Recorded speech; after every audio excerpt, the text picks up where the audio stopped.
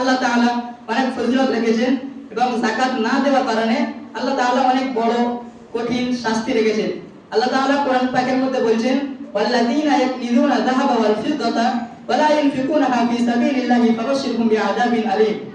ওয়াল্লাযীনা ইয়াকনিজুনা যাহাবা ওয়াল ফিদ্দা, যেসব মানুষ সোনা এবং রূপা তারা জমিয়ে রাখে, ওয়াল ফিদ্দাতা ওয়া লা ইউনফিকুনা ফি সাবিলিল্লাহ, এবং তারা আল্লাহর রাস্তায় খরচ করে না, কৃপণতা করে আল্লাহর রাস্তায় খরচ করতে গেলে আল্লাহ তাআলা তাদের জন্য বলেছেন ফাবাশশিরহুম বিআযাবিন আলীম, অর্থাৎ তাদেরকে, হে নবী তুমি তাদেরকে খুশখবরি দিয়ে দাও, তাদের জন্য কঠিন আযাব রয়েছে। কিন্তু আযাব এটি একটি দুঃখজনক বিষয়, কিন্তু আল্লাহ তাআলা এখানে বলছেন, হে নবী তুমি তাদেরকে জানিয়ে দাও তোমাদের জন্য খুশখবরি। ফাবাশশিরহুম, ফাবাশশিরহুম শব্দের অর্থ হলো খুশখবরি। আল্লাহ তাআলা বলছেন তোমরা খুশখবরি দিয়ে দাও। এখানে দুঃখজনক বলতে পারতো, আল্লাহ তাআলা খুশখবরি বলার কারণ হচ্ছে যে তারা ভাবতেও পারবে না তাদের জন্য কত বড় বড় আযাব রয়েছে।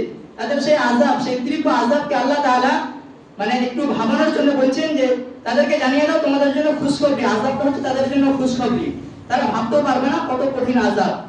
এবং তারপরে আয়াতে বলছেন, ইয়াউমা ইউহমা আলাইহা ফি নারি জাহান্নাম ফাতুকওয়া বিহা জিবাহুহুম ওয়া জুনুবুহুম ওয়া যুহুরুহুম হাযা মা কানাসতুম লিআনফুসিকুম ফাযুকু মা কুনতুম তাকনিজুন। অর্থাৎ তাদের যে যারা যাকাত দেওয়ার জন্য যারা কৃপণতা করেছে, তাদের মাল ধন সম্পদকে তারা জমিয়ে রেখেছে, কৃপণতা করেছে, দেয়নি, যাকাত আল্লাহর পথে খরচা করেনি, কিয়ামতের দিন সেই সব মালগুলোকে লোহার জাহান্নামের যে আগুন, সেই আগুন দিয়ে লোহার বেড়ি বানানো হবে। বেড়ি বানানোর পরে তাদের গলায় পুড়িয়ে দেওয়া হবে এবং তারপরে তাদেরকে ছ্যাঁকা দেওয়া হবে, পিঠে হাতে মুখে ছ্যাঁকা দেওয়া হবে। আরেকটা শাস্তির কথা বলা হয়েছে যে একটা বিষাক্ত সাপ থাকবে যার মাথায় কোনো লোম থাকবে না। আর তোর বিষাক্ত সাপ যখন ছোবল মারতে যায়, সেই সব সাপের মাথায় কিন্তু লোম থাকে না। তাদের সাপের যে বিষাক্ত এত তীব্র, সেই বিষাক্ত বিষের কারণে তাদের মাথায় কোনো লোম থাকে না।